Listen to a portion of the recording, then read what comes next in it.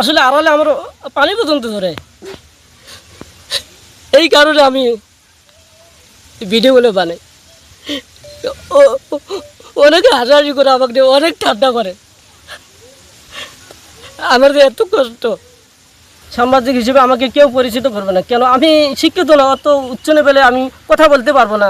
আমি ওর মতো সরল সোজা এবং সৎ মানুষ খুব কমই দেখেছি আর কি আমার জীবনে। আমি যদিও গরিব, তারপরেও গরিব থেকেও কিন্তু এত সৎ থাকা যায়, আসলে আমি ওকে না দেখলে বুঝতাম না। ভিডিও কিভাবে এটা মাথায় আসলো? মাথায় আসলো স্যার, আমার পরিবার অনেক ছোট পরিবার, আমার বাড়ি চালা বন্ধ নাই। আমার ফুফুতো ভাই জমি নিয়ে বাড়ি চালা নিয়ে আছি। আমার বাড়ি চালা, আমার আর্থিক অবস্থা আমার বলতে খুব খারাপ।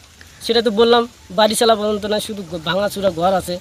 এই ঘর ধরে ভেঙে যায়, আমি যে একটা ঘর দেবো সেটা আসলে স্যার আমার অসম্ভব। এটা আল্লাহ পাকের ইচ্ছায় আমি অনেক টেনশনে থাকি, এই জন্য এগুলা যন্ত্রপাতি আমি কিনছি। কিনা মনে কষ্ট, মনে আবেগ থেকে কষ্টগুলো আনন্দ দেওয়ার জন্য, চোখ দিয়ে যেন পানি না ধরে আড়ালে। আসলে আড়ালে আমার পানি পর্যন্ত ধরে। এই কারণে আমি ভিডিওগুলো বানাই। অনেকে হাসাহাসি করে, আমাকে নিয়ে অনেক ঠান্ডা করে। আমার যে এত কষ্ট, আমাদের বাড়ি চালাটা থাকতো, আসলে আমি অনেক খুশি হইতাম। আমি এখন নতুন সরকার, বাংলাদেশের সকল এমপিকে আমি আবেদন করে বলছি, বাংলাদেশে যত চর অঞ্চল আছে, অসহায় লোক আছে, সবাইকে দেখতে হবে। আমি চাই না আপনারা আমাকে দেখেন। মানুষ খুশি থাকলে আমিও খুশি থাকবো, এটাই আমার আদেশ, এটাই আমার কথা। আসলে আমি কথা গুছিয়ে বলতে পারি না, ছোটোবেলার থেকে আমি এরকম। প্রশ্ন করবেন, এটা আসলে আমি ছোটোখাটো ভিডিও বানাই আমার এলাকা নিয়ে।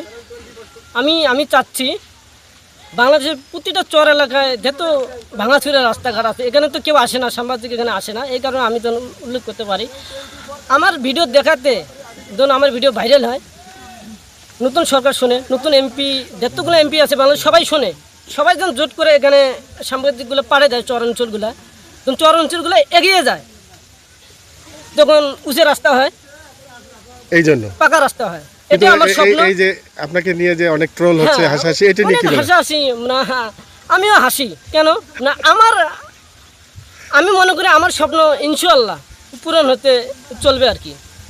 আবার অনেকে পজিটিভভাবে, নেগেটিভভাবে, ওইদিকে আমি কান দিই না।